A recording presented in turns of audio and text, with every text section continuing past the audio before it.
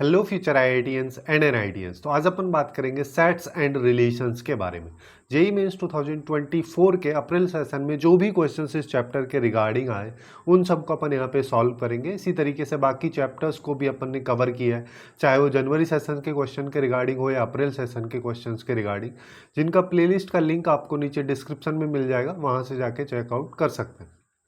अब बात करते हैं इसके क्वेश्चंस के बारे में। जैसे पहले क्वेश्चन की अगर अपन बात करें तो अपने को बोला है कि हमारे पास में आर एक सेट है जिसके लिए कंडीशन ये है, इसके अंदर ए कॉमा बी करके एक एलिमेंट आता है, वहाँ पे ए और बी की वैल्यूज़ जो है उनको अपने को नेचुरल नंबर्स के फॉर्मेट में लेना है। जब ऐसा अपन कर दे रहे हैं तो बोला कि इसमें टोटल नंबर ऑफ एलिमेंट्स जो है वो m होंगे और इस m को यहाँ पे हम रख दे रहे हैं और फिर उसके बाद में ये n फैक्टोरियल है, यहाँ पे इसकी value x plus iota y के बराबर अगर आती है तो m plus x plus y की वैल्यूज़ अपने को फाइंड आउट करनी है। अब देखो इसके लिए सबसे पहले सेकंड वाले पार्ट को सॉल्व करने के लिए मेरे को पहले m की वैल्यू पता होनी चाहिए। तो m की वैल्यू फाइंड आउट करने के लिए सबसे पहले इसके रिलेशंस निकाल लेते हैं। जैसे यहाँ पे ये जो कंडीशन दे रखी है इसकी हेल्प से मैं क्या बोल सकता हूँ कि a is equal to 42 minus 5b। अब b एक नेचुरल नंबर है जो कि 1 से स्टार्ट होगा, है ना। अब ये कहाँ तक जा सकता है, b को 1 से मैंने स्टार्ट किया तो b की अगली वैल्यू अपन 8 तक ले सकते हैं, क्योंकि 8 लेंगे तो यहाँ पे 5 इंटू 8 करेंगे 40 हो जाएगा। 42 में से 40 माइनस करेंगे तो ये वैल्यू भी एक नेचुरल नंबर आना चाहिए, है ना, तो 2 आ जाएगा। तो यहाँ पे b की वैल्यू 8 तक जाएगी। तो यहाँ पे अपन बोल सकते हैं टोटल नंबर ऑफ, इसमें जैसे b की वैल्यू 1 से 8 तक जा रही है तो टोटल नंबर ऑफ एलिमेंट्स यहाँ पे 8 हो जाएंगे। चाहो तो इसको चेक भी कर सकते हो, जैसे कि r इक्वल टू, सबसे पहले अगर मान लो मैं b1 लेता हूँ तो यहाँ पे 42 माइनस 5 आएगा जिसका मतलब 37 आ जाएगा, है ना। अब b की वैल्यू 2 ले लो, 2 लिया तो यहाँ पे 10 हो जाएगा। 42 में से 10 सब्ट्रैक्ट करेंगे तो 32 आ जाएगा, है ना, ये 2 पे आ गया। इसी तरीके से चलता जाएगा और लास्ट कहाँ पे आएगा, जब b की वैल्यू 8 लोगे तो a की वैल्यू अपने पास में 2 निकल के आएगी। इसमें टोटल नंबर ऑफ एलिमेंट्स अगर अपन यहाँ पे देखेंगे तो मेरे पास यहाँ पे 8 आएंगे और यही m की वैल्यू है। इसको अपन डायरेक्टली की हेल्प से भी निकाल सकते थे, ठीक है। अब अपने को क्या बोला है, अब बोल रहा है कि यहाँ पे 1 माइनस आयोटा की पावर n फैक्टोरियल, और n जो है वो 1 से m तक यानी कि 8 तक जा रहा है, तो इसकी value x plus iota y के बराबर। बस मेरे को इसी को सिंप्लीफाई करना है। इसको सिंप्लीफाई करके मैं क्या लिख सकता हूँ, जैसे देखो यहाँ पे अगर n इक्वल टू 1 डालेंगे तो यहाँ पे क्या आएगा, 1 माइनस आयोटा की पावर 1 फैक्टोरियल, यानी कि 1 माइनस आयोटा लिख दे रहा हूँ। सिमिलरली 1 माइनस आयोटा की पावर 2 फैक्टोरियल हो जाएगा 1, और यहाँ पे फिर प्लस आएगा, और 1 माइनस आयोटा की पावर 3 फैक्टोरियल, इस तरीके से चलता जा रहा है। टोटल यहाँ पे 1 माइनस आयोटा की पावर 8 फैक्टोरियल तक आएगा। अब यहाँ पे देखो इसको सिंप्लीफाई अपने को करना है, तो ये 1 है, यहाँ पे भी 1 है, यहाँ पे भी 1 है, लास्ट तक 1 है, तो कितनी बार 1 आ रहा है, ये आ रहा है 8 बार, तो 8 सीधा सीधा लिख दे रहा हूँ। वैसे ही माइनस मैंने कॉमन ले लिया तो यहाँ पे क्या आ रहा है, आयोटा, फिर आयोटा की पावर 2 फैक्टोरियल को मैं आयोटा स्क्वायर लिख दूँ, आयोटा की पावर 3 फैक्टोरियल को आयोटा की पावर 6 लिख दे रहा हूँ। ऐसे ही 4 फैक्टोरियल को अपन 24 लिख सकते हैं, है ना, और यहाँ पे आ जाएगा आयोटा की पावर 4 फैक्टोरियल, है ना। अब चाहो तो इसको 4 फैक्टोरियल फिर 5 फैक्टोरियल, इस तरीके से इसको मैं भी फैक्टोरियल के रूप में ही लिख रहा हूँ। क्यों अपन ऐसा कर रहे हैं, देखो इसको सिंप्लीफाई करने के लिए सबसे बेस्ट अप्रोच अपन क्या लगा सकते हैं, जैसे अगर मान लो आयोटा की पावर 4 फैक्टोरियल की बात कर लो, या फिर कोई भी एक ले लो, जैसे आयोटा की पावर 8 फैक्टोरियल मैंने ले लिया। इसका मतलब क्या हो रहा है, आयोटा की पावर में 8 इंटू 7 इंटू 6 इंटू 5 4 3 2 1 ये लिखा हुआ है ना। अब ये सारी की सारी पावर्स जो है मल्टीप्लाई में, है ना, आयोटा के। अब देखो एक चीज़ होती है कि जैसे आयोटा की पावर अगर मान लो मैं अल्फ़ा बीटा है, या फिर किसी भी वैल्यू की पावर जो है अगर वो अल्फ़ा इंटू बीटा है, तो इसको अपन ऐसे भी तो लिख सकते हैं, बेसिकली पूरे की पावर अल्फ़ा और फिर पूरे की पावर बीटा। इसी को सिंप्लीफाई करते तो यहाँ पे जाते हैं, चाहो तो इसको ऐसा भी लिख दे, तो आयोटा की पावर बीटा और फिर पूरे की पावर अल्फ़ा।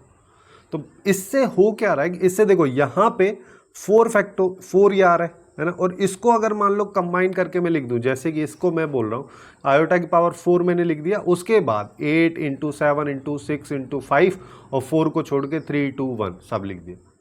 वैसे देखोगे तो इसको सिंप्लीफाई करेंगे तो अपन यहीं पे पहुंच जाएंगे, लेकिन ऐसा करने से फ़ायदा ये है कि आयोटा की पावर 4 की वैल्यू मेरे को पता है, वो वैल्यू 1 है। अब 1 की पावर कुछ भी करो क्या ही फर्क पड़ना है, आउटपुट तो 1 ही आना है ना। अब ऐसा किस किस केस में हो रहा होगा, जहां पे 4 आयोटा की पावर में आ रहा होगा, जैसे कि 4 फैक्टोरियल में आ जाएगा, 5 में भी आ जाएगा, 6 में भी, 7 में भी, 8 में भी। तो इन सब की वैल्यू 1 1 1 होगी, है ना। तो मैं यहाँ पे लिख सकता हूँ कि यहाँ पे 8 आ जाएगा माइनस, आयोटा बच रहा है, आयोटा स्क्वायर की वैल्यू अपने को पता है कितनी, -1 होती है, और आयोटा की पावर 6 को मैं ऐसा लिख सकता हूँ, ये आयोटा की पावर 4 इंटू आयोटा स्क्वायर लिखी हुई है, ठीक है। और बाकी सब की वैल्यू तो 1 रहेगी, आयोटा की पावर 4 फैक्टोरियल की वैल्यू 1, 5 फैक्टोरियल की वैल्यू 1, 6 की 1, 7 की 1 और 8 की 1, ठीक है, यहाँ तक जाएगा। अब देखो, अब इसको अपन सिंप्लीफाई करते हैं, तो मेरे पास यहाँ पे 8 तो आ ही रहा है, माइनस में 5 भी आ जाएगा, इनको सबको ऐड करोगे तो ये 5 आएगा ना, 5 भी आ जाएगा, इसको अपन बाहर ले लेते हैं।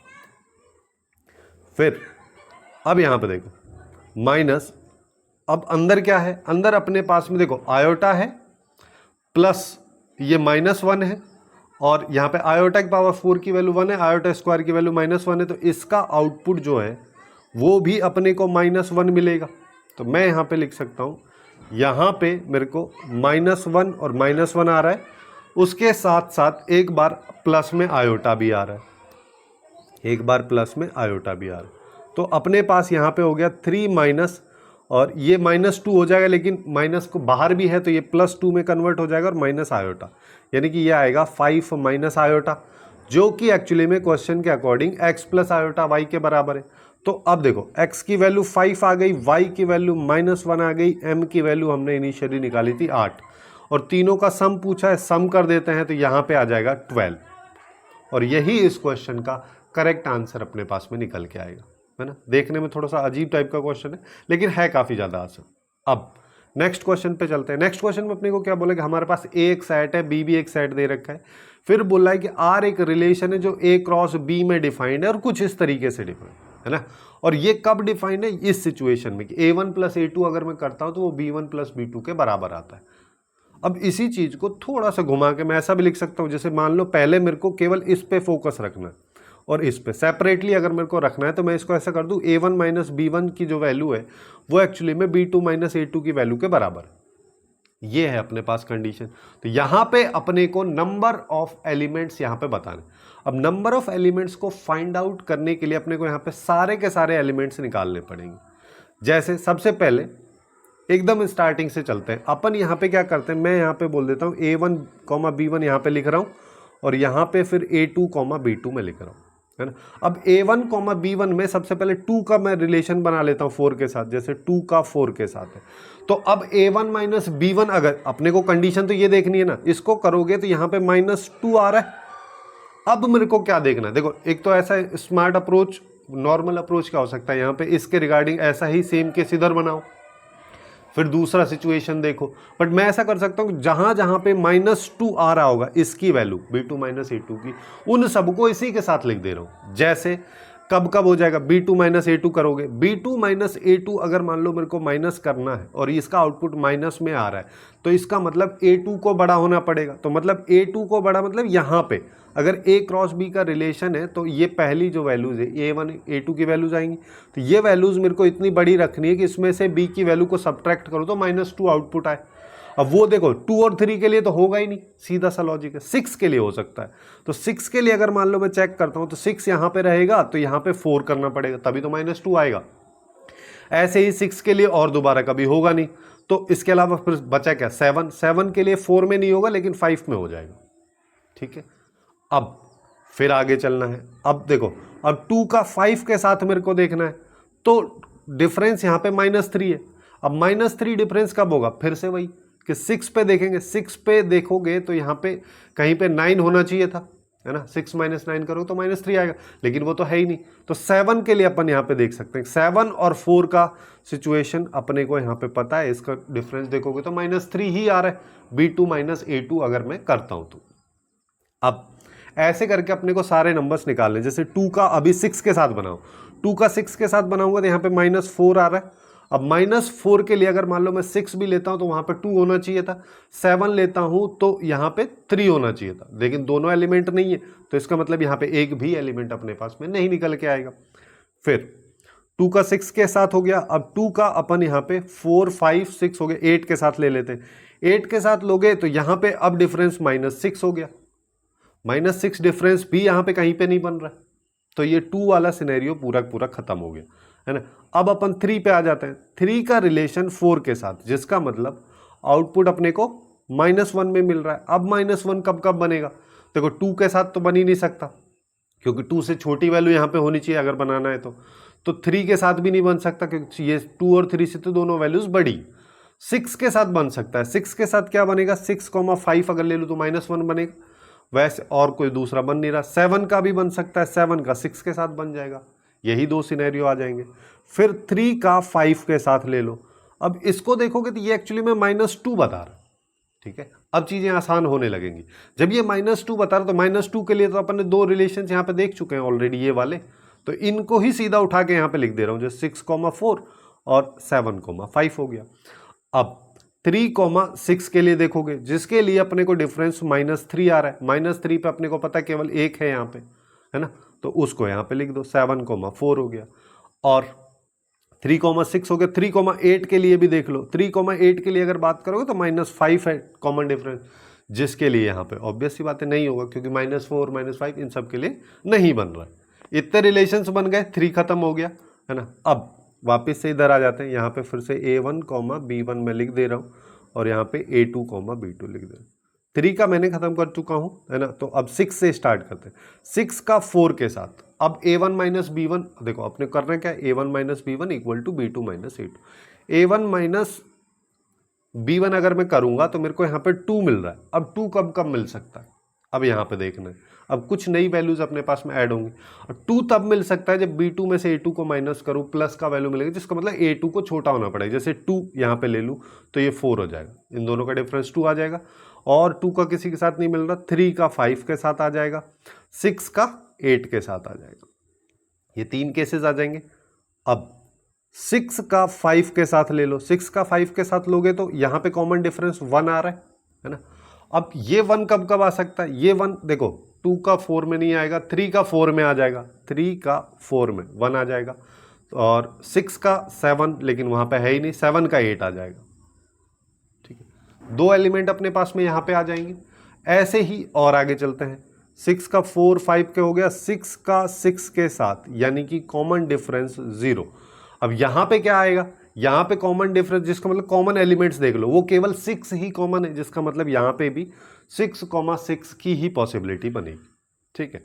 अब 6,8 वाला केस ले लेते हैं। 6,8 वाला केस अगर मैं लूंगा तो यहाँ पे मेरे को सीधा सीधा क्या दिख रहा है कि A1 माइनस B1 करता हूँ तो -2 मेरे पास में आ रहा है।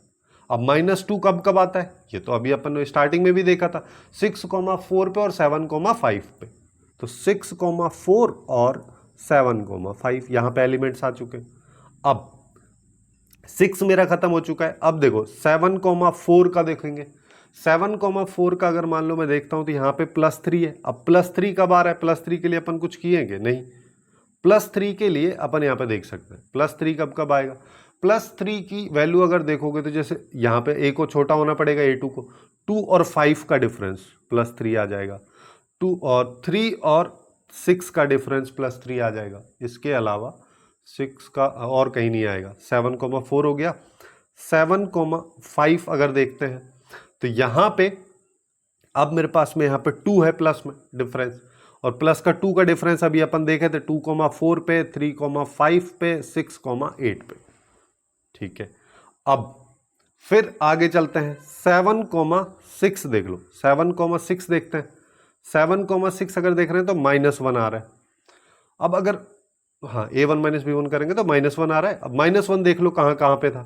-1 के लिए 6,5 और 7,6, 6,5 और 7,6 ये मेरे पास में आ रहा है। देखो B2 -1 7,6 का अपन ने रिलेशन यहाँ पे ले लिया। अब 7,6 का हो गया तो 7,8 का ले लो। 7,8 का लेंगे तो यहाँ पे प्लस आ जाएगा।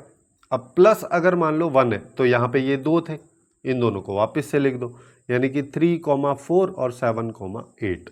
ये अपने पास में सारे के सारे इसके रिलेशंस बनेंगे। अब अच्छा यहाँ पे B2 -A2 -1, हाँ ठीक है, यही बन रहा है। अब देखो, अब A1 माइनस, हाँ ठीक है, यही है। अब देखो यहाँ पे सारे के सारे जो नंबर ऑफ एलिमेंट्स, ये सारे के सारे एलिमेंट्स होंगे इसके अंदर, मतलब एक बार ये इसके साथ लिखा होगा, एक बार ये इसके साथ लिखा होगा। सेपरेटली अगर अपन इसको लिखते तो ऐसे ही लिखते है ना। तो अपने को यहाँ पे total number of elements count करने, तो इसमें अपने पास 2 एलिमेंट हो जाएंगे, इसमें अपने पास 1 एलिमेंट हो जाएगा, इसमें 2, है ना। इसका मैं यहाँ पे क्या बोलना चाह रहा हूँ, देखो मैं यहाँ पे ये बोल रहा हूँ कि एक तो एलिमेंट इसका इसके साथ होगा, ये एक एलिमेंट हो गया, एक एलिमेंट इसका इसके साथ होगा, तो 2 एलिमेंट, इस तरीके से अपन बात कर रहे हैं, ठीक है। तो यहाँ पे 2 हो जाएगा, यहाँ पे देखोगे तो भी 2 हो जाएगा, यहाँ पे 1 हो जाएगा, यहाँ पे 3 है, यहाँ पे अपने पास 2 है, यहाँ पे 1 है, 2 2 3 2 और 2। अब इनको ऐड कर लो, तो इनको जैसे 2 4 4 7 7 और 5 12 5 17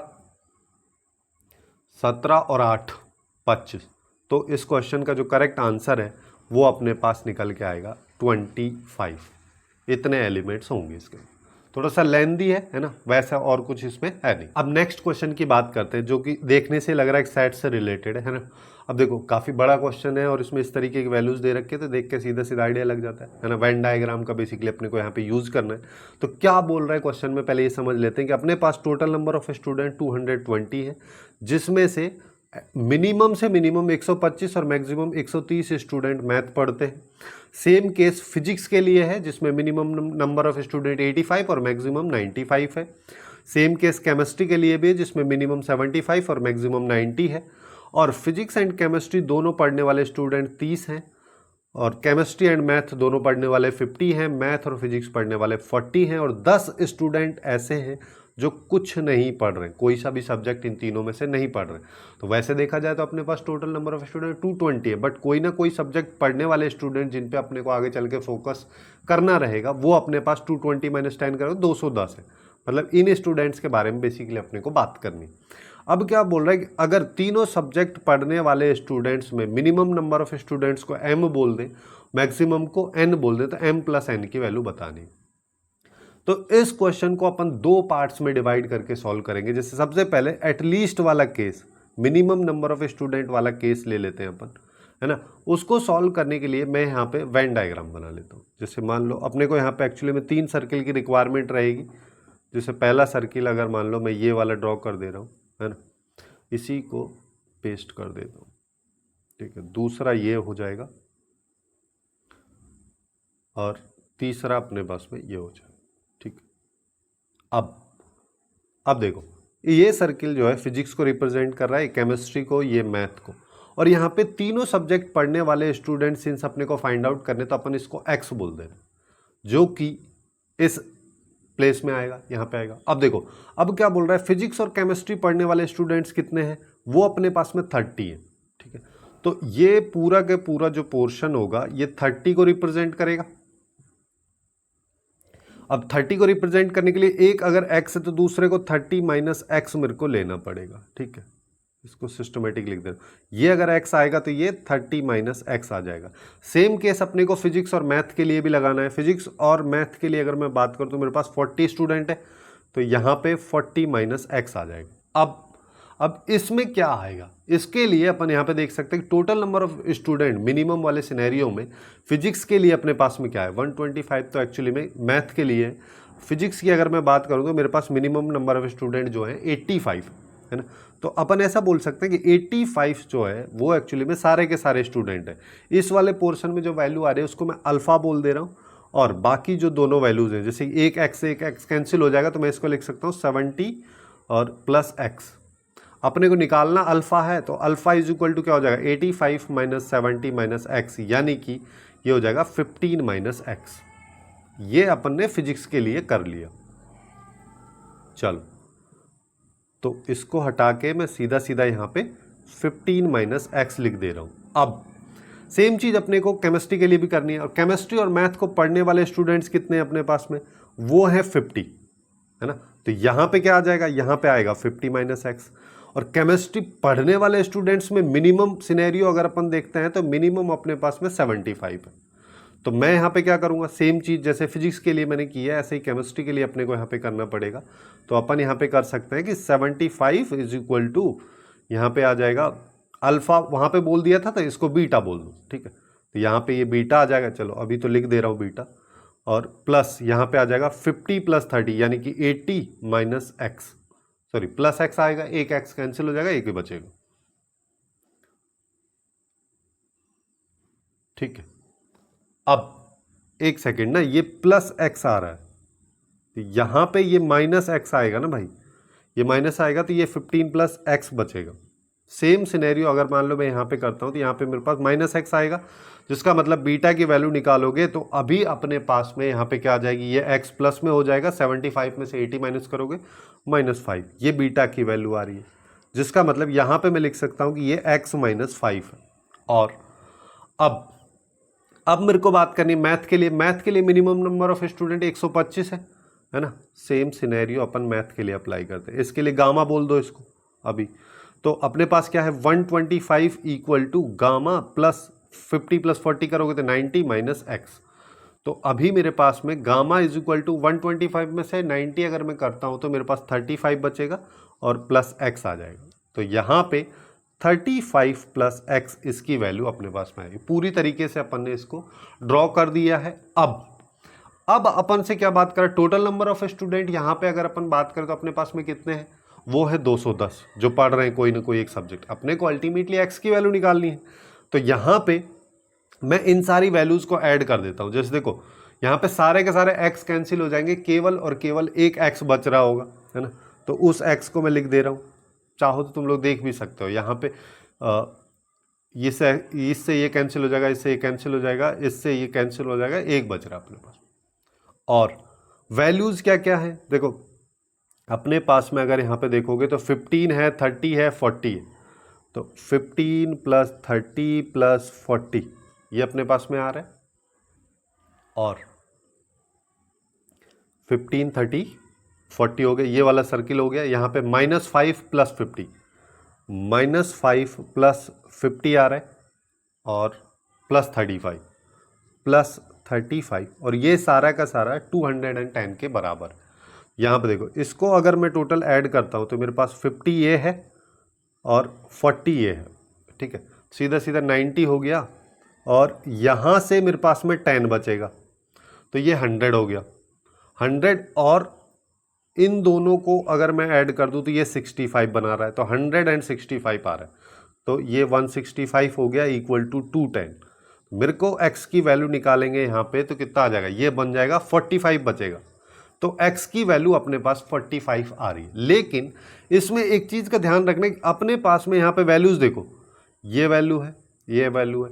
45 जो है इस सिनेरियो में तो आ ही नहीं रहा, क्योंकि 40 में से 45 माइनस करोगे तो यहाँ पे -5 आ रहा है। -5 का क्या मतलब, नंबर ऑफ स्टूडेंट इस सिनेरियो में -5, तो यूजलेस बात होगी, एकदम इलॉजिकल बात होगी। सेम सिनेरियो अपने को सिंस मिनिमम चाहिए, तो इस केस को भी नलीफाई कर रहा है। 30 - 45 करोगे तो भी मीनिंगलेस है। तो अपन यहाँ पे बोलेंगे कि 30 - x वाला जो केस है ये ट्रू होना चाहिए, सेटिस्फाई होना चाहिए। तो अपन यहाँ पे यही बोल सकते हैं ना कि 45 तो हो नहीं सकते, ठीक है, लेकिन उससे कम यानी कि मिनिमम 30 हो सकते हैं। 30 रहेगा तो ये वाला कंडीशन सेटिस्फाई हो जाएगा, ये वाला भी, क्योंकि यहाँ से एग्जैक्टली अपने पास नंबर ऑफ स्टूडेंट सही तरीके से निकल के आएंगे। तो अब मिनिमम वैल्यू जो अपने को चाहिए थी वो m की, वो तो आ चुकी है अपने पास में यहाँ पे 30। अब मेरे को मैक्सिमम के लिए बात करना है ना। एट मोस्ट मैक्सिमम वाला सिनेरियो अगर मान लो मैं यहाँ पे देखता हूँ तो कितना चेंज मेरे को करना है, ये देखो। जैसे इसको अपन डायरेक्टली ऐसा कर सकते हैं, 1x + 165 तो अपने पास में लिखा ही हुआ है ना। दूसरे वाले सिनेरियो में मेरे को करना क्या है, जैसे कहीं पे जैसे फिजिक्स की अगर मैं बात करूँ, बाकी सारी वैल्यूज सेम थी, बस चेंज किस में हो रहा है। जैसे फिजिक्स की वैल्यू जो है, मैथ की जो वैल्यू 125 हो गई, 125 पहले थी अब 130 हो जाएगी, तो 5 ऐड हो गया। सेम चीज़ 85 पहले था, ये 95 हो जाएगा, जो कि 75 था वो भी 90 हो जाएगा। केवल इन 3 वैल्यूज़ में ही चेंज हो रहा है। तो यहाँ पे जो डिफरेंस है, जैसे 125 से 30 तक 5 का डिफरेंस है, इसको मैं ऐड कर दे रहा हूँ, है ना। अल्टीमेटली ये वैल्यूज ऐड ही तो होंगी एक साइड में, और दूसरी साइड अगर देखोगे तो 85 से 95 जा रहा है, यानी कि 10 का डिफरेंस है, इसको भी मैं ऐड कर दे रहा हूँ। और तीसरे केस में 75 से 90 जा रहा है, यानी कि 15, इसको भी मैं यहाँ पे ऐड कर दे रहा हूँ। तो मेरे पास और इक्वल टू 210 ही रहना है, तो यहाँ पे अपन ऐसा बोल सकते हैं कि 210 में से 165 जब घटाने पे मेरे पास में क्या आ रहा था 45, अब उसमें से मेरे को 15 और 5 20 और 10 30 ये और घटाना है। तो अभी मेरे पास में यहाँ पे 15 आएगा एक्स की वैल्यू, जो कि सारी कंडीशंस को सेटिस्फाई करेगा।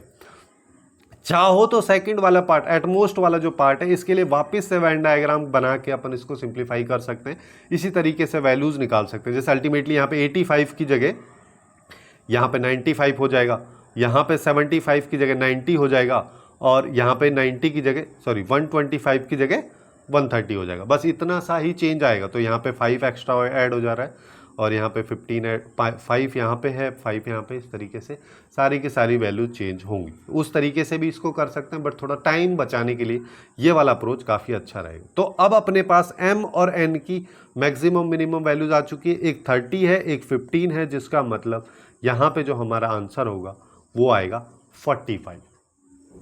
ठीक, अब नेक्स्ट क्वेश्चन पे आ जाओ, है ना। नेक्स्ट क्वेश्चन की बात करते हैं। यहाँ पे वापस से अपने को एक आर रिलेशन के बारे में बात की जा रही है। ये वाला एक आर रिलेशन है जो कि n से n में डिफाइन है, मतलब n एक नेचुरल नंबर है अपने पास में, 1 2 3 चल रहा है ना, उसमें ये डिफाइन है, और फिर ये कंडीशंस इसके लिए दे रखी है। अब देखो, इस चीज़ को सबसे आसानी से समझ सकते हैं। अगर मान लो अपन यहाँ पे तीनों टाइप के रिलेशंस की बात करें, रिफ्लेक्सिव हो गया, सिमेट्रिक हो गया, ट्रांजिटिव हो गया, है ना, क्योंकि तीनों ही चीज़ अपने को चेक करनी है, उसी बेसिस पे अपन यहाँ पे इसके स्टेटमेंट्स को बता पाएंगे।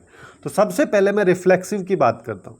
ठीक है, रिफ्लेक्सिव क्या होता है, ARA, जिसका मतलब A जो है वो सारे के सारे एलिमेंट्स जो हैं उस सेट के अंदर, आर रिलेशन के अंदर अपने पास में अल्टीमेटली होने चाहिए, यानी कि आइडेंटिटी होना चाहिए। जैसे अगर 1,1 हो गया, 2,2 है ना, 2,2 हो गया, 3,3 हो गया, ये तो एक सिंगल वैल्यूज़ के लिए है।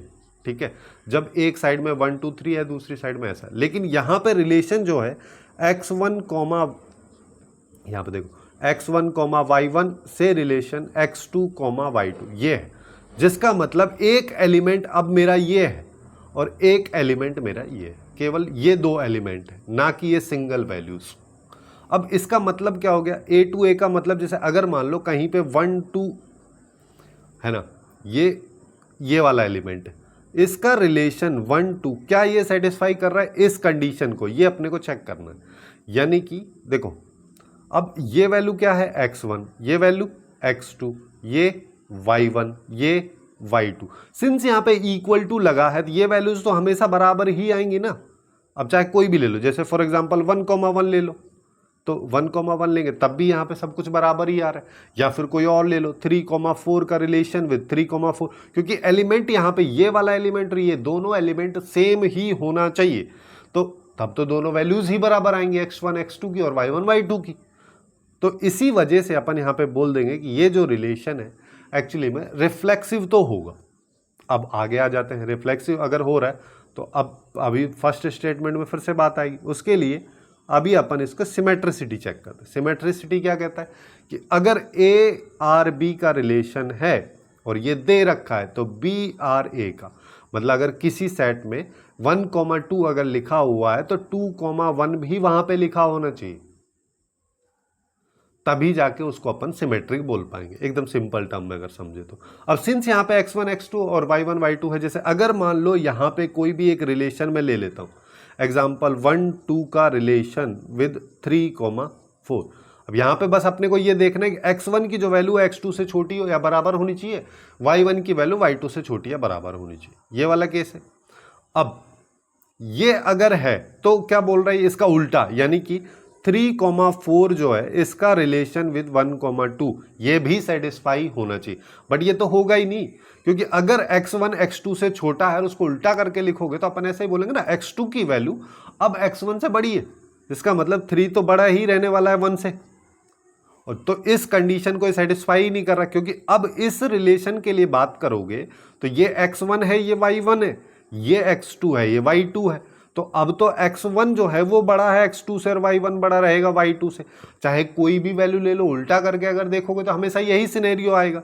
जैसे इसी में अगर तुम चाहो तो 2,5 और 3,6 ले लो।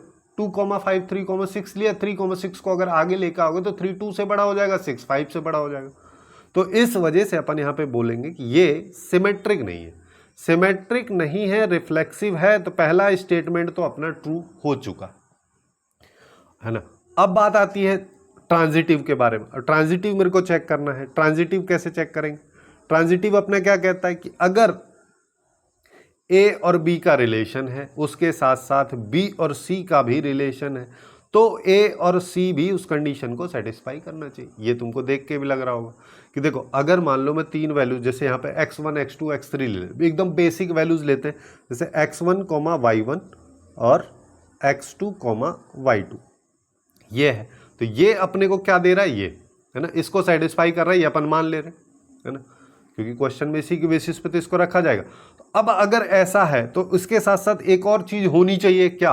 कि x2, y2 का रिलेशन विद x3, y3 ये भी सेटिस्फाई करना चाहिए, जिसका मतलब x2 is less than equal to x3 and y2 is less than equal to y3, है ना। और इस, अच्छा ये तो ARC लिखा, इसको भी मैं लिख दे रहा हूं। इसको क्या लिख सकते हैं?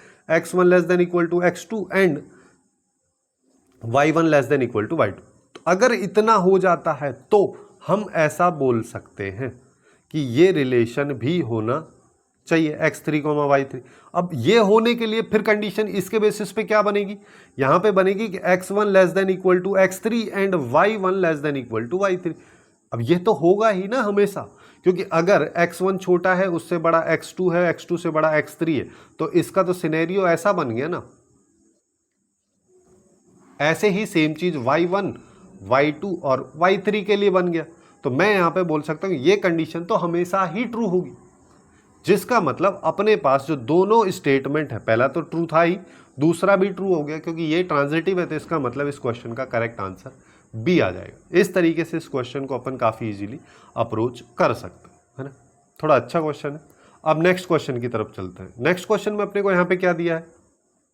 देखो, नेक्स्ट क्वेश्चन में अपने को बोला अपने पास में एक सेट है, उस सेट में n की वैल्यूज जो है 100 से 700 तक जा रही है, जिसका मतलब ए सेट को अगर लिखोगे तो इसमें क्या है? 100 है, 101 है, 700 कहाँ से, 102, इस तरीके से सारी वैल्यू 700 तक चल रही है, ये लिखा हुआ है। अब क्या बोला कि ये जो n है ना, ये नॉर्मल सेट हो गया अपने पास में, ठीक है। अब यहाँ पे ए सेट अगर मान लो मेरे को बनाना है, तो उसके लिए बोला कि ये जो n है ये एक्चुअली में ना तो 3 का मल्टीपल है ना 4 का मल्टीपल है, जिसका मतलब ना तो ये वैल्यूज 3 से डिविजिबल है ना ये 4 से डिविजिबल है। ये वाला सिनेरियो अपने को देखना है। अब इसको देखने के लिए मैं इसको सेट के, चाहो तो इसको किसी और की हेल्प से भी अपन कर सकते हैं, बट मैं इसको सेट्स की हेल्प से कर दे रहा हूँ, सेट्स एंड रिलेशन वगैरह की हेल्प से। जैसे कि जो मल्टीपल ऑफ 3 है ना, मल्टीपल ऑफ 3 को मैं सी बोल दे रहा हूँ, सी सेट को रिप्रेजेंट कर रहा है, ठीक है। ऐसे ही मल्टीपल ऑफ जो 4 है उसको मैं डी सेट बोल दे रहा हूँ कि ये एक्चुअली में एक डी सेट है। तो यहाँ पे ये क्या बोल रहा है कि सी और डी जो 3 या 4 दोनों से डिविजिबल है, उनको छोड़ के उसी का तो डैश करते, ट्रांसपोज लगाते हैं, मतलब नाइदर वाला केस। अब ये आ जाएगी, ये वैल्यू मेरे को निकालनी है। ये वैल्यू क्या हो जाएगी? टोटल नंबर ऑफ एलिमेंट्स में से अगर सी यूनियन डी के एलिमेंट्स को मैं सब्ट्रैक्ट कर दूं तो मेरे पास फाइनल आउटपुट आ जाएगा।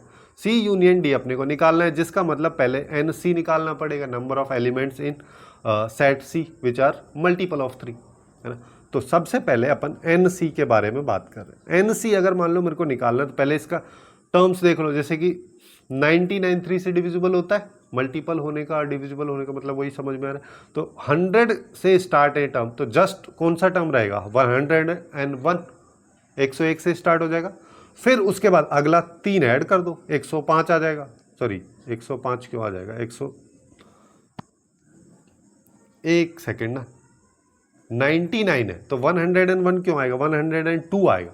उसके बाद 105 आएगा, 105 के बाद 108 आएगा, इस तरीके से चलेगा। और लास्ट टर्म क्या हो जाएगा? 699, ये 3 से डिविजिबल है, 700 तक अपने को जाना है। अब यहाँ पे अपने को एन सी बनने, यानी कि टोटल नंबर ऑफ एलिमेंट्स इस सीरीज में बताना है। सीरीज की हेल्प से कर सकते हैं इसको।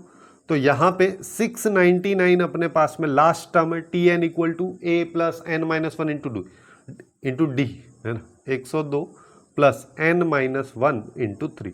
तो 699 में से मेरे को 102 सब्ट्रैक्ट करना है, 3 से डिवाइड करना है, प्लस 1 करना है, ये एन आ जाएगा। अब इसको अगर मान लो अपन करते हैं तो यहाँ पे सबसे पहले क्या आएगा, ये 7 आएगा और ये 9 आ जाएगा, उसके बाद ये 5 आएगा डिवाइड बाय दिस। इसको सिंप्लीफाई करेंगे, इसको सिंप्लीफाई करेंगे तो अपने पास में क्या आएगा, 1 आएगा,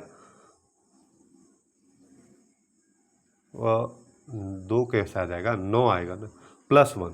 तो n की वैल्यू अपने पास में यहाँ पे 200 आ चुकी। Total number of elements in set C are 200। Same case मेरे को d के लिए लगाना है। d के लिए लगाओगे तो पहला एलिमेंट 100, 4 से डिविजिबल है, 4 का मल्टीपल है, अगला 104 हो जाएगा, इसी तरीके से चलता जाएगा। लास्ट क्या हो जाएगा, 700, क्योंकि 100 अगर 4 का मल्टीपल है तो 100 इंटू 7 करोगे तब भी तो 700 आता है, तो वो भी 4 का ही मल्टीपल होगा।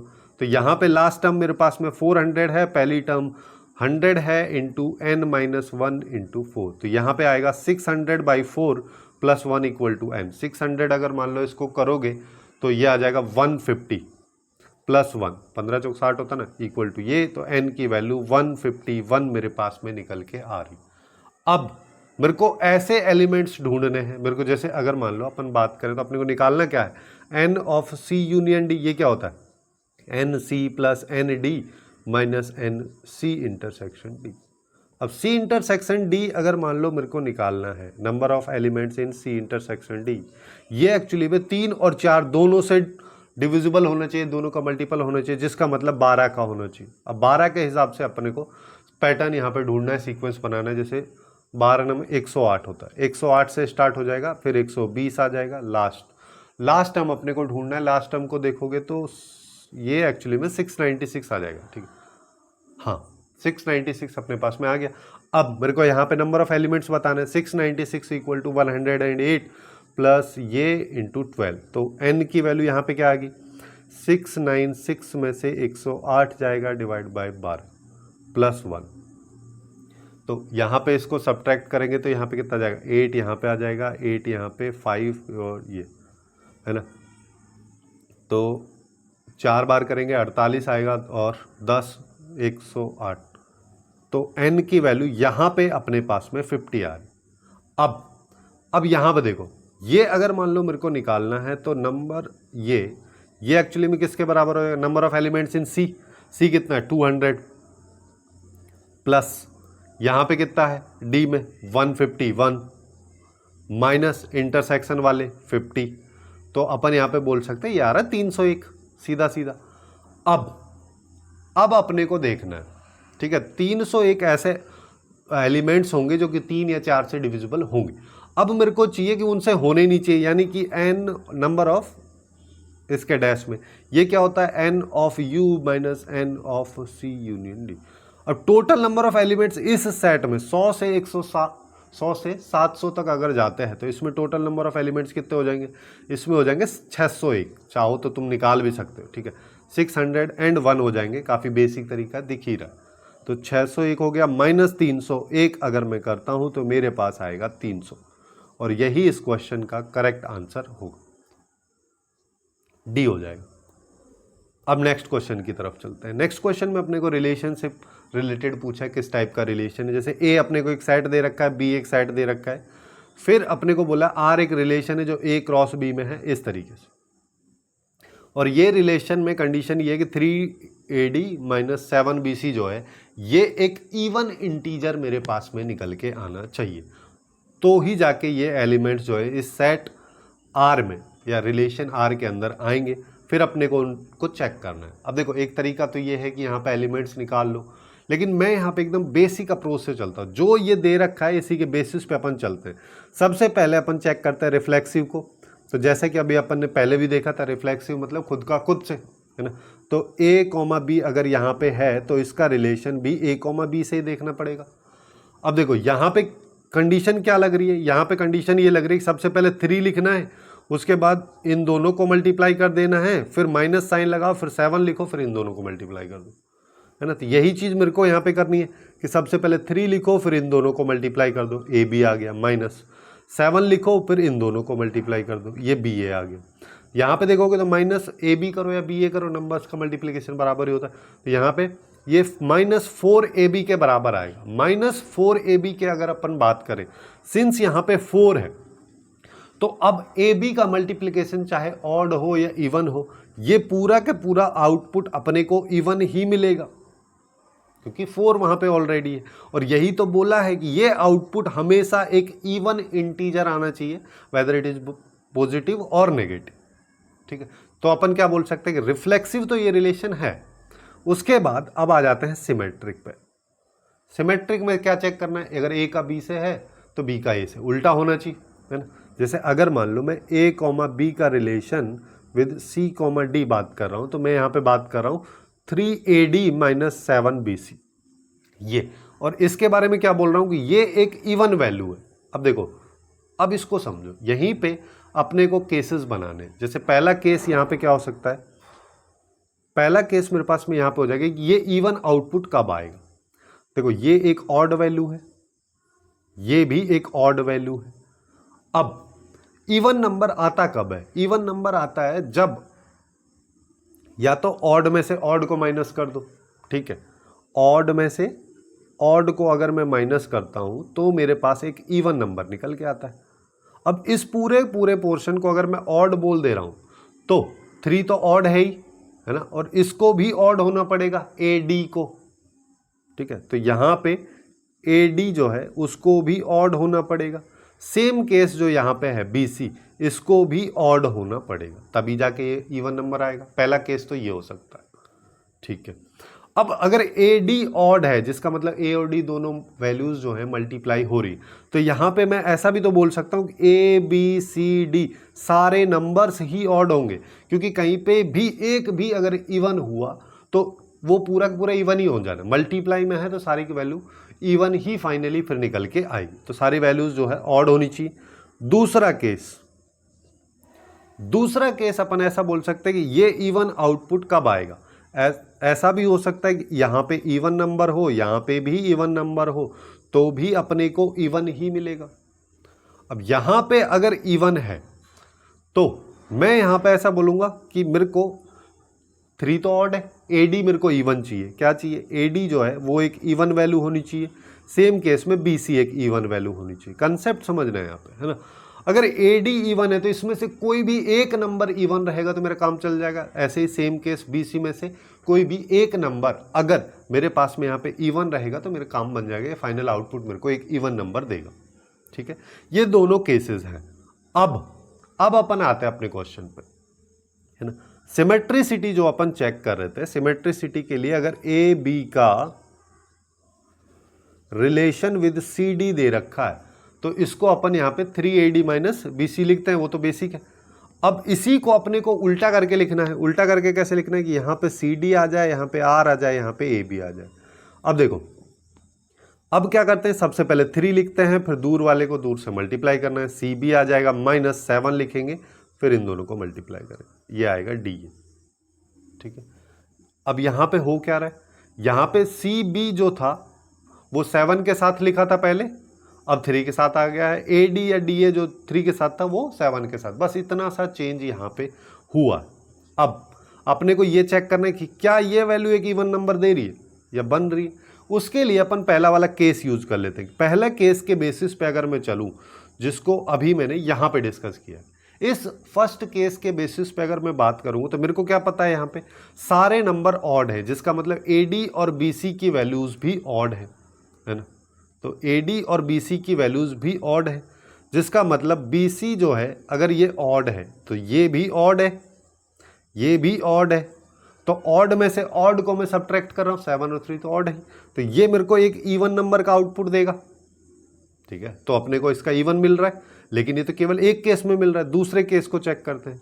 दूसरा केस क्या कहता है, दूसरा केस कहता है कि जब AD और BC इवन हो सकते हैं, AD और BC अगर दोनों इवन हो जाएंगे तो दूसरा केस अपन ले लेते हैं कि ये एक इवन नंबर हो जाएगा, ये भी एक इवन नंबर हो जाएगा, और इवन में से इवन को मैं सब्ट्रैक्ट करूंगा तो मेरे पास इवन ही आउटपुट आएगा। तो दोनों केसेस में मेरे पास में आउटपुट जो है इवन ही निकल के आ रहा है। तो मैं ऐसा बोल सकता हूं कि ये वैल्यू भी एक इवन नंबर ही रहेगी, जिसका मतलब इसका उल्टा करने पे भी इवन नंबर रहेगा, जिसका मतलब ये जो रिलेशन है ये सिमेट्रिक रिलेशन होगा। इतना हो गया। अब इसी कंसेप्ट का यूज अपने को आगे चल के ट्रांजिटिविटी करना है। ट्रांजिटिव अपने को देखना है कि ये होगा कि नहीं। इसके लिए देखो यहाँ पे क्या होता है कि a, b का अगर c, d से रिलेशन है, जो कि अपने को क्या पता है 3ad - 7bc, ये एक इवन नंबर है। और फिर क्या बोले cd और ef की अगर मैं बात करूं e, f, तो यहाँ पे क्या आएगा 3, यहाँ पे आ जाएगा cf - 7de, ये भी एक इवन नंबर है, ये कह रहा है क्वेश्चन में। अब अगर ऐसा है तो इसके बाद ये आगे चल रहा है कि ab, ef, तो 3af - 7be, इसको अपने को चेक करना है कि क्या ये इवन है। अगर ये दोनों वैल्यूज इवन है तो अब इसको चेक करने के लिए देखो वही पुराने केसेस, जैसे पहला केस अपने पास में क्या था, जिसमें अपने को मिल रहा था कि सारे के सारे ऑड वैल्यूज।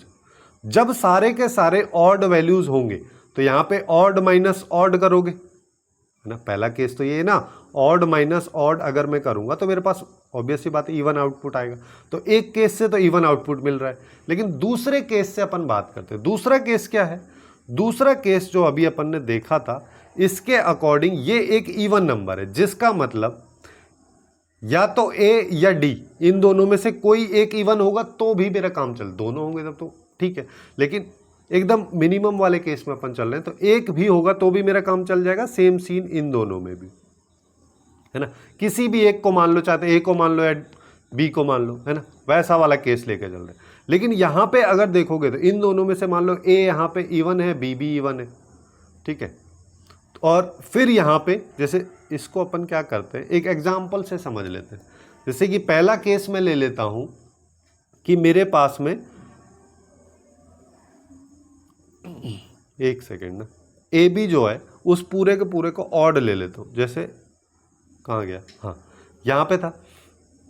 तो अगर मैं चाहूँ, मैं क्या कर रहा हूँ, मैं यहाँ पे डी को और ई को इवन ले रहा हूँ, ठीक है। यानी कि ए बी को मेरे को ऑड लेना पड़ रहा है ना। ये अपन केस बना रहे हैं, क्योंकि देखो वैसे देख सकते हैं अपने को यहाँ पे इसने सेट दे रखे, लेकिन सेट से करेंगे तो और ज़्यादा लेंदी ये चला जाएगा और हो सकता है कुछ वैल्यू छूट जाए। तो अब अपने को यहाँ पे जैसे ए और बी को मेरे को ऑड लेना है, तो मैं यहाँ पे इसको ऑड ले लिया, और सी और डी को मेरे को इवन लेना है तो मैं कोई भी ले लेता हूँ, जैसे 2 का 4 के साथ ले लो। चलो अगर मैं ऐसा करता हूँ तो मेरे पास में यहाँ पे एक इवन नंबर निकल के आएगा। देखो सीधा सीधा कैसे करना है, 3 को 3 से मल्टीप्लाई क्या करना है, ए डी को, ए और डी को, ठीक है, दूर वाले को। तो 3 × 4 आ जाएगा, माइनस यहाँ पे 7 और 5 × 2, तो ये तो इवन ही देगा, है ना, बेसिक्स अप्रोच। फिर अब अपन क्या करते हैं, अब 2, 4 तो मेरे पास में है ही, है ना। दूसरा वाला जो है ना, ये वाला, इसको इवन अपन बना रहे, इसको, है ना। इस पे अगर मैं फोकस कर रहा हूँ, ये 3 लिखा हुआ है और यहाँ पे सी है ना। तो यहाँ पे भी मैं ऐसे ही करता हूँ, जैसे उसी का उल्टा ले लेता हूँ। जैसे यहाँ पे ऑड इवन लिया था तो यहाँ पे इवन, तो यहाँ पे ऑड ले रहा हूँ। इसको कुछ भी ले लो, 9, 5 ले लो, तो ऑब्वियस सी बात है ये भी एक इवन ही आउटपुट देगा। अब यहाँ पे देखो, अब यहाँ पे इन दोनों की हेल्प से अगर मैं रिलेशन बनाऊँ तो 3, 5 और r और 9, 5, इसमें रिलेशन निकल के आना चाहिए, जिसका मतलब 3 को 3 × 5 से मल्टीप्लाई करना है, ठीक, -7। और यहाँ पे अगर देखोगे तो 7 को किससे मल्टीप्लाई करना है, 5 और 9 से। तो ये अपने को दिख रहा है सीधा सीधा कि ये एक ऑड है, ये भी ऑड है, तो इवन आएगा, ये वाला केस हो गया। लेकिन एक चीज़ देखो, ये इवन तब भी रहने वाला है जब मैं इस 5 को या 3 को, पहले वाले केस में अगर मैं इस 3 को या 5 को एक इवन नंबर में कन्वर्ट कर दूं, ये कंडीशन तब भी सेटिस्फाई होगी। अब देखो जैसे ये 5 है, अगर मान लो मैं इसको 10 से रिप्लेस कर देता हूँ, 10 से अगर मान लो मैं रिप्लेस करूँगा तो इस पर तो कोई फर्क नहीं पड़ने वाला, क्योंकि ये तो पहले भी इवन दे रहा था, अभी भी इवन आउटपुट देगा। ये भी हमेशा इवन ही आउटपुट देगा, 5 को इवन नंबर करने से कोई फर्क नहीं पड़ रहा है, और फाइनल आउटपुट भी अपने पास में इवन ही रहने वाला है, जिसका मतलब ये कंडीशन सेटिस्फाई हो रही है, ये भी हो रही है। तो अब ये होनी चाहिए। अब यहाँ पे देखो 5 को अगर मैं 10 से रिप्लेस कर रहा हूँ तो इस 5 की जगह यहाँ पे 10 आ जाएगा। अब यहाँ पे देखो ये जो वैल्यू है अब ऑड की बजाय अब अपने को एक इवन नंबर के रूप में आउटपुट देगा, और साइड वाला तो अपने पास ऑड है ही। अब इन दोनों को सब्ट्रैक्ट करोगे तो हमेशा यहाँ पे हमारे पास में एक ऑड नंबर आएगा जो कि अपनी कंडीशन को सेटिस्फाई नहीं कर रहा है, क्योंकि यहाँ पे आउटपुट क्या होना चाहिए था, इवन नंबर। तो इस केस में इवन नंबर आ नहीं रहा, एक ऑड नंबर अपने पास में आ रहा है। तो अपन यहाँ पे बोल देंगे कि ये जो रिलेशन है ट्रांजिटिव तो नहीं है। अब ट्रांजिटिव ये है नहीं और बाकी दोनों चीज़ें हैं, तो अपन यहाँ पे क्या बोल सकते हैं कि रिफ्लेक्सिव है, सिमेट्रिक है, बट नॉट ट्रांजिटिव।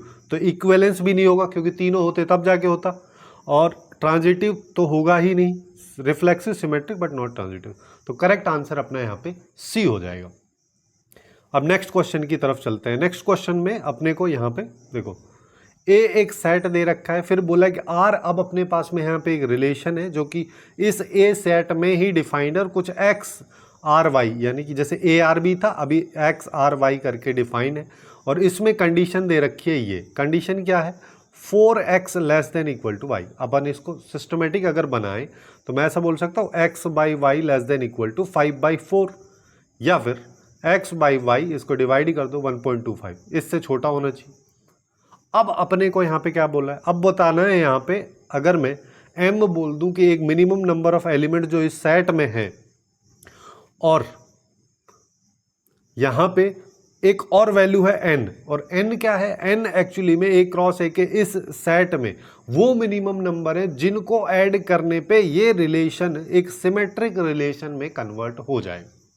अब देखो सबसे पहले अपने को सेट निकालना पड़ेगा। सेट निकालने के लिए मैं यहाँ पे क्या कर सकता हूँ, देखो यहाँ से अपन बोल सकते हैं जब भी x की वैल्यू y की वैल्यू से छोटी होगी या बराबर होगी, वो सारे के सारे केसेस तो इसके अंदर आएंगे ही आएंगे, क्योंकि उनका आउटपुट जो है या तो 1 होगा या फिर 1 से छोटा होगा, और 1.25 से छोटा अपने को देखना है। तो यहाँ पे अगर मान लो इसको मैं लिखता हूँ, इसके एलिमेंट्स को सबसे पहले जैसे कि बराबर वाले 1 से अगर मैं स्टार्ट करूँ, a से a में कर रहे हैं तो दूसरा सेट भी अपने पास में यही 1 से 1 में जाएगा, 1 से 2 में y बड़ा है x छोटा है, सारे के सारे एलिमेंट्स आ जाएंगे, 1,3 1,4 आ जाएगा, 1,5 भी मेरे पास में आ जाएगा। अब 2 वाला नीचे लिख दे रहा हूँ, 2,1 लोगे तो 2/1 आएगा, जो कि 2 आएगा, 2 तो 1.25 से छोटा है ही नहीं, तो ये खत्म हो जाएगा। यहाँ पे इसकी जगह 2,2 से स्टार्ट होगा, फिर 2,3 आ जाएगा, 2,4 अपने पास में आ जाएगा, 2,5 आ जाएगा। अब पैटर्न समझ में आ ही गया, 3,4 3,3 यहाँ पे आ जाएगा, 3,4 यहाँ पे आएगा, 3,5 और हाँ 3,5 हो गया। इसके बाद 4 से ले लो, 4,4 आएगा, 4,5 आएगा, और अब 5 से ले लो, 5 से 5,4 भी यहाँ पे आ जाएगा, क्योंकि 5,4 का ही तो रेशियो है ये 1.25 जो है 5,4 का ही रेशियो जो अपन यहाँ पे देख भी रहे हैं।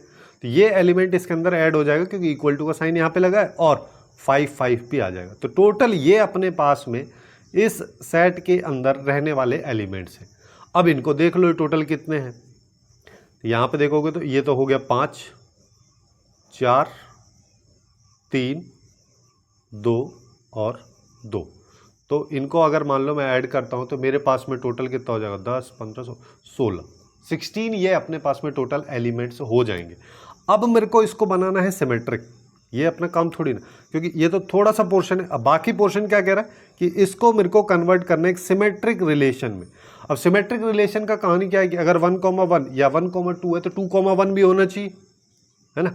तो वही मेरे को चाहिए, देखो क्या 2,1 मेरे को चाहिए जो कि है नहीं, 3,1 भी चाहिए, 4,1 चाहिए, 5,1 ये चाहिए अपने को, ठीक है। यहाँ पे देखोगे तो ये तो हो जाएगा, लेकिन ये चाहिए, ये सारी के सारी वैल्यूज़ अपने को 4,4 तो नहीं चाहिए, लेकिन 4,5 ये भी नहीं चाहिए क्योंकि इसका तो ये रहा ऑलरेडी, और ये भी नहीं चाहिए। तो अपने को कितने एलिमेंट्स यहाँ पे चाहिए, 1 2 3 4 5 6 7 8, सॉरी ये भी नहीं है, 8 और 9, टोटल अपने को यहाँ पे 9 और एलिमेंट्स इसमें ऐड करने हैं, जिससे कि ये रिलेशन एक सिमेट्रिक रिलेशन में कन्वर्ट हो जाएगा।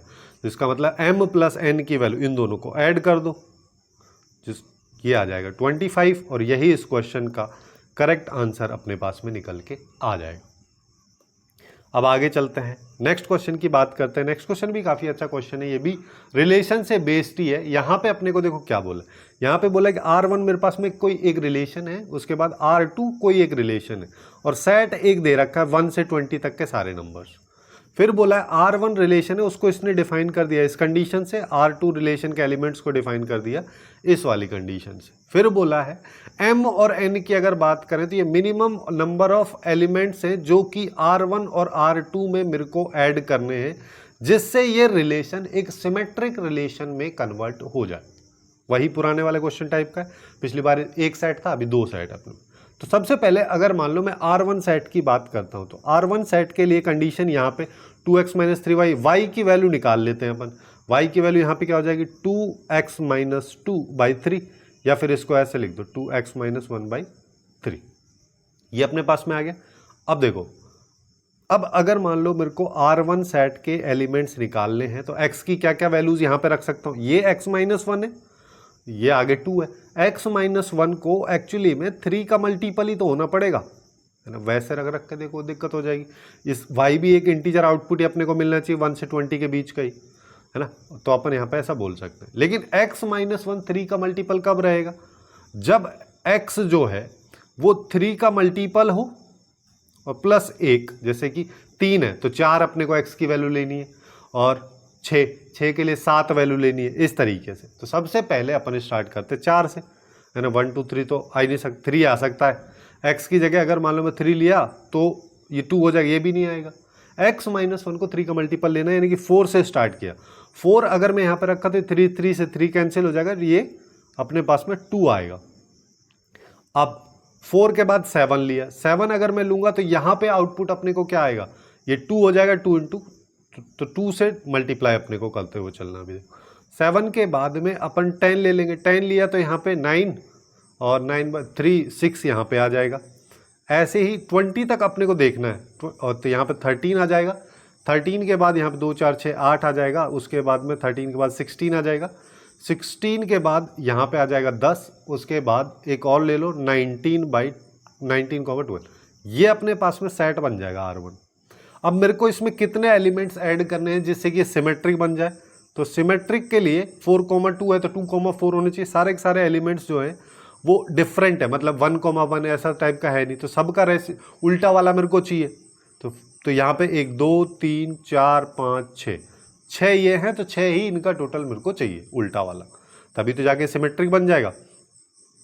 अब दूसरा रिलेशन देखते हैं। दूसरा रिलेशन अपने को क्या कह रहा है।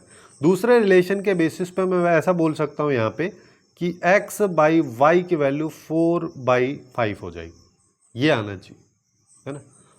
या फिर चाहो तो इसको भी ऐसे ही कर लो, चलो जैसे y की वैल्यू यहाँ पे कैलकुलेट किए तो यहाँ पे अपने पास में y = 5/4x हो गया। अब ये x क्या होना चाहिए, ये होना चाहिए क्या, मल्टीपल ऑफ 4। देखो ऐसे लिखने से हो क्या रहा है, ऐसे जब अपन लिख लेंगे तो इससे क्या है कि एलिमेंट्स यहाँ पे अगर मान लो 20 की जगह 30 होता तो एक एक को चेक करने से डिफिकल्टी होती, तो सीधा 4 के मल्टीपल्स को ढूंढ के सीधा अपन कर सकते हैं काफ़ी आसानी से।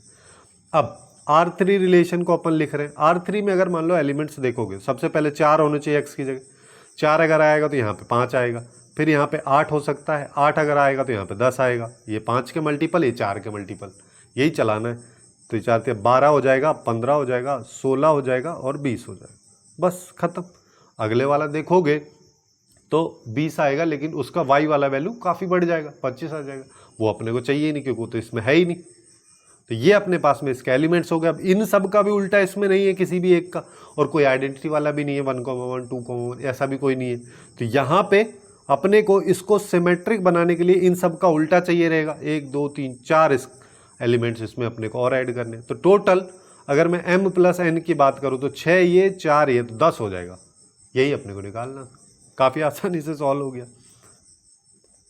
अब नेक्स्ट क्वेश्चन की बात करते हैं। नेक्स्ट क्वेश्चन में अच्छा यहाँ पे थोड़ा सा चेंज है, ये = 5 है, ठीक है, और s अपने को एक सेट दे रखा है। सबसे पहले अगर मान लो तुम इसको देखोगे तो ये 2 का मल्टीपल है, 2 4 8 इस तरीके से 2 की पावर में चल रहा है ना। तो मैं इसको ऐसे 2 की पावर में लिख दे रहा हूँ ना, 2 की पावर 1 2 की पावर 2 2 की पावर 3, लास्ट वाला क्या आएगा, हमको पता है कि 1024 जो 2 की पावर 10 होता है तो 512 उसका एक कम है ना, यानी कि ये 9 हो जाएगा यहाँ तक। अब सीधा इससे क्या हो गया कि यहाँ पे मेरे को एलिमेंट्स पता चल गए, इसमें टोटल नंबर ऑफ एलिमेंट्स जो हैं एस सेट में वो 9 है।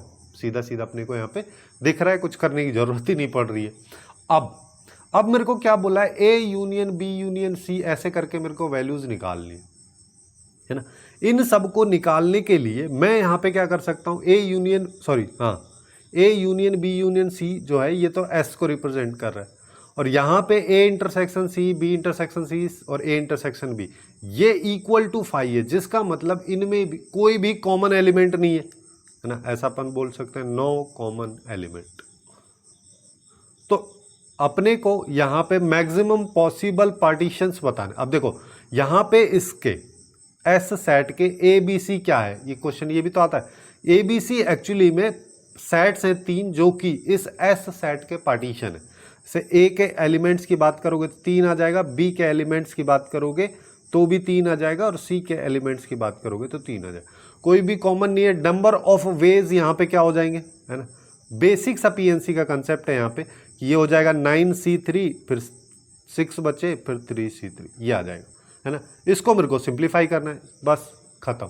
इसको सिंप्लीफाई करेंगे तो 9 × 8 × 7 × 6, अच्छा 6 तो आएगा ही नहीं ना, ये डिवाइड बाय 3 to 1, और 6 × 5 × 4 × कुछ नहीं, यहाँ पे 3 to 1, और NCN की वैल्यू 1 होती है, ये आ जाएगा 1। अब देखो, अच्छा एक थोड़ा सा हो सकता है किसी को समझने में दिक्कत हो गई कि ये वैल्यू कहाँ से आ रही है। जैसे 9C3 है, 9C3 क्या होता है, n factorial divide by n minus R, यानी 6 फैक्टोरियल इंटू r फैक्टोरियल। अब ऊपर वाले को मैं ऐसा लिख सकता हूँ ना 6 फैक्टोरियल, और नीचे वाले को 6 factorial into 3 into 2 into 1, 6 factorial से 6 फैक्टोरियल कैंसिल कर दे रहा हूँ।